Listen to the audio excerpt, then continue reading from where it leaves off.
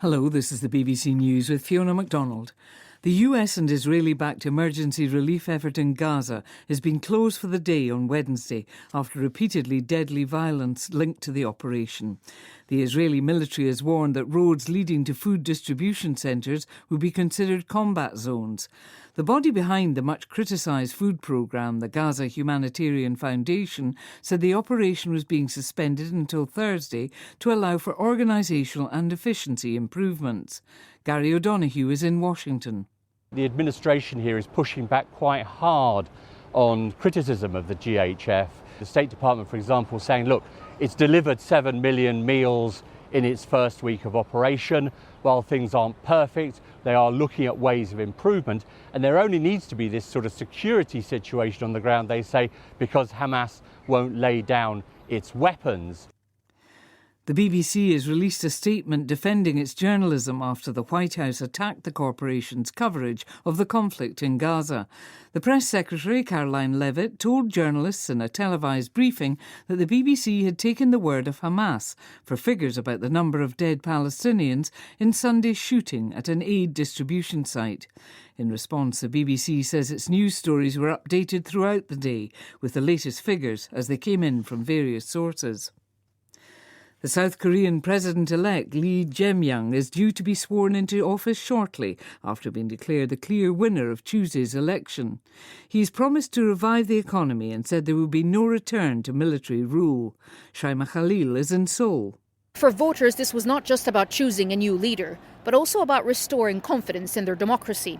There are so many challenges facing the incoming president: an ailing economy with slow growth, negotiations on Trump tariffs, balancing the relationship with Beijing and Washington, and the ongoing threat from North Korea and its continuing nuclear weapons program. But one of the new leader's biggest challenge, and his most urgent perhaps, is unifying this deeply polarized country.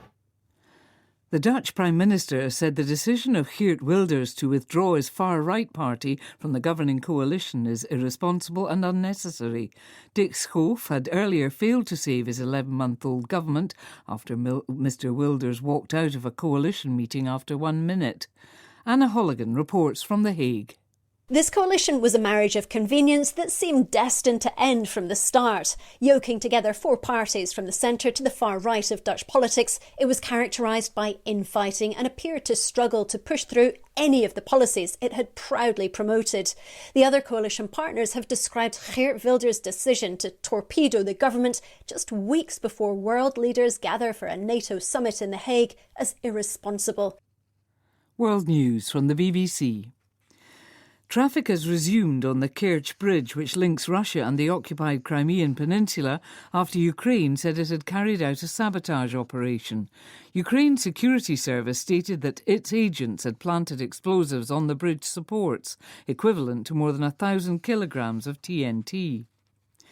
The tech billionaire Elon Musk has stepped up his criticism of Donald Trump's planned tax and spending bill, calling it a disgusting abomination. In his strongest criticism yet of his former boss's plans, Mr Musk said they would swell what was already a gigantic government deficit. The Canadian government has warned that this year's wildfire season has started off more quickly and is more intense than in previous years. More than 26,000 people have been forced from their homes because of the fires. They've been particularly fierce in the provinces of Saskatchewan and Manitoba. Officials said there were more than 200 active fires across Canada. The US Navy is to rename a ship which was named after Harvey Milk, one of the country's first openly gay people elected to public office. Officials said the change was ordered by the Defence Secretary, Pete Hegseth, who wants to promote what he calls a warrior culture in the military. This report from Grant Ferret. Since taking office, Pete Hegseth has pursued Donald Trump's goal of eliminating diversity initiatives from the military. He's yet to comment on the planned renaming, but it's thought other Navy ships in the same oil tanker class are also likely to undergo name changes.